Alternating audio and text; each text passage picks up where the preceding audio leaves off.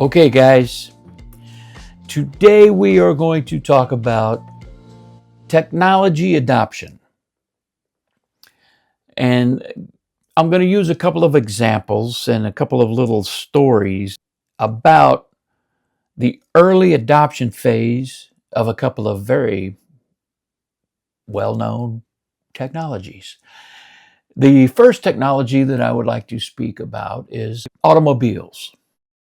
You may or may not know that in the early days of automobiles, people were afraid of them. They went too fast. They were mechanical devices that had fuel in them that could explode and kill you.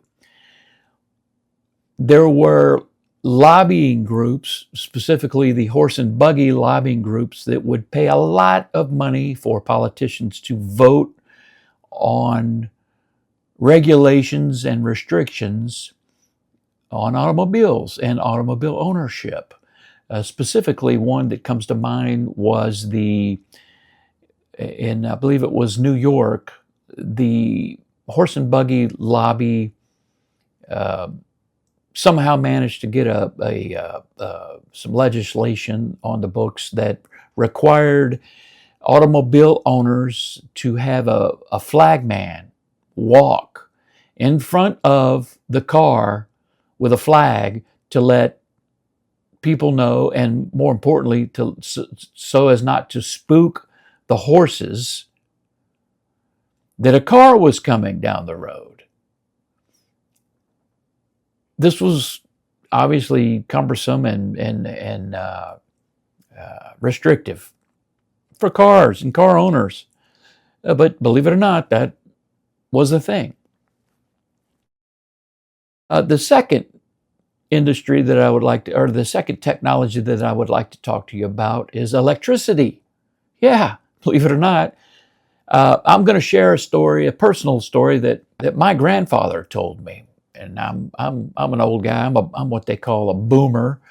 And believe it or not, yes, there are boomers that are into Bitcoin.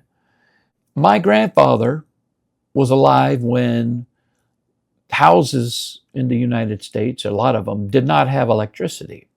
And he told me a story one time.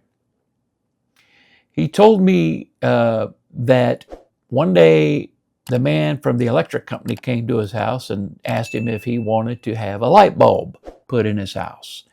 And the agreement is that you would get this light bulb put in the center of your house, up on the ceiling, and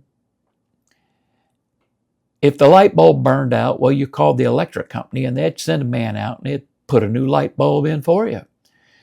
Because it was such a dangerous, they considered that a very dangerous act to do. They didn't want the homeowner to do it. So they would come out and change a light bulb for you. However, he did agree to the light bulb in his house. However, he did tell me that his neighbors, or several of his neighbors, I should say, were apprehensive and declined to have the electricity in their house. Why? They were afraid of it. It was a new technology. It was disruptive. And a story he told me one day was, he was talking to his friend and he said, why didn't you have the light bulb, the electricity run to your house?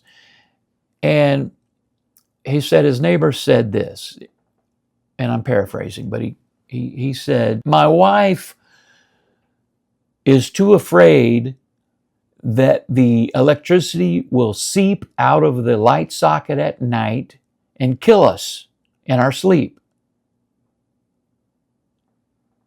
Yeah. I looked it up. That was a thing. People were afraid that electricity would seep out of the light socket at night and kill them.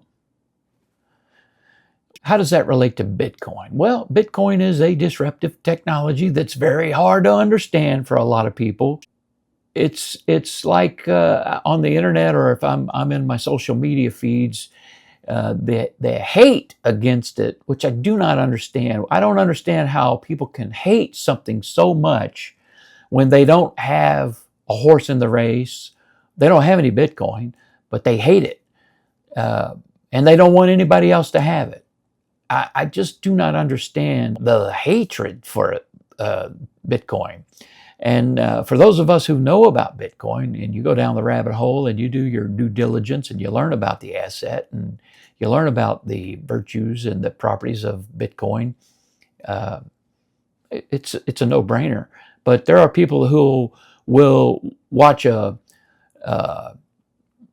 segment on a financial news on TV, and they'll have a guy come on and talk negatively, and he's more than likely from a bank.